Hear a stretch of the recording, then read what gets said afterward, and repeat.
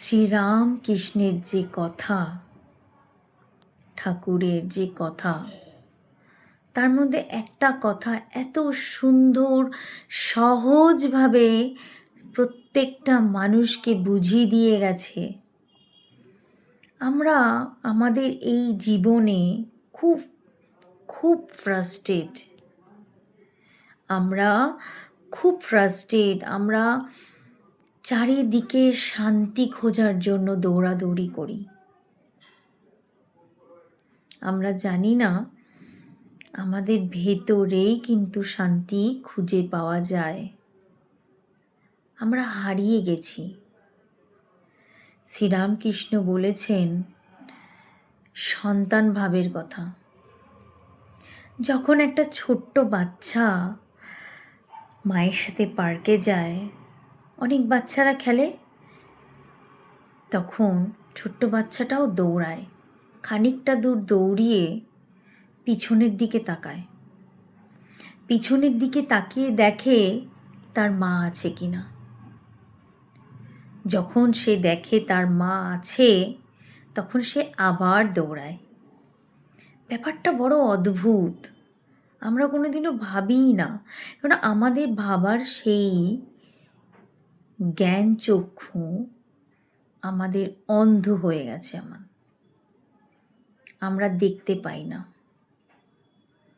আমাদের লোভ, কাম, মোক্ষ সব কিছু দিয়ে একটা পর্দা পড়ে গেছে। এত সুন্দরভাবে সে বলেছেন,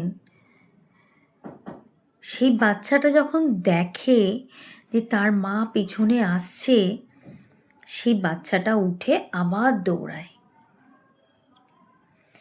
আমরা তো ভুলে গেছি আমাদের সাথে সব সময় আমাদের মা কিংবা যে ভগবানকে ভালোবাসুক না কেন, সে আল্লাহ হোক, সে খ্রিস্টান হোক, সে সনাতনী হোক, যেই হোক না কেন,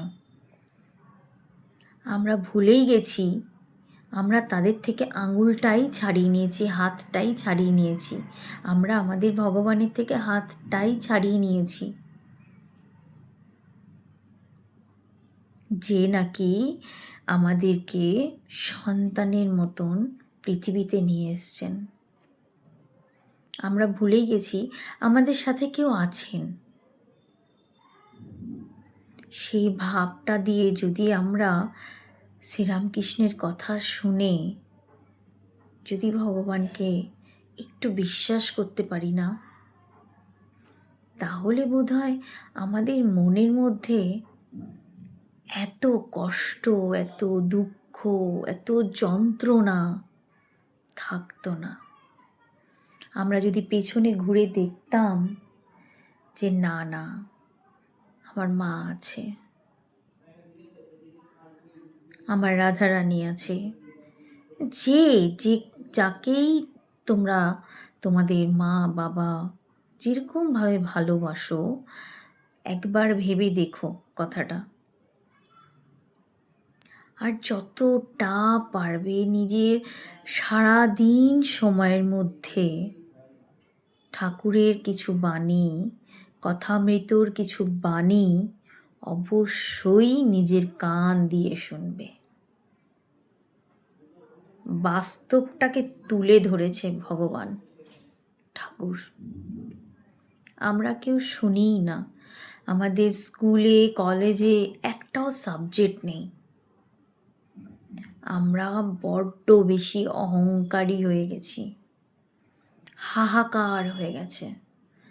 আমাদের সব কিছুতে চাহিদা, অল্পেতে মেটে না। আমরা নিজেদের লাইফ থেকে ফ্রাস্ট্রেট হয়ে যাচ্ছি। চিন্তা, চাকরি নেই, বাকরি নেই, কালো, মোটা, ফর্সা।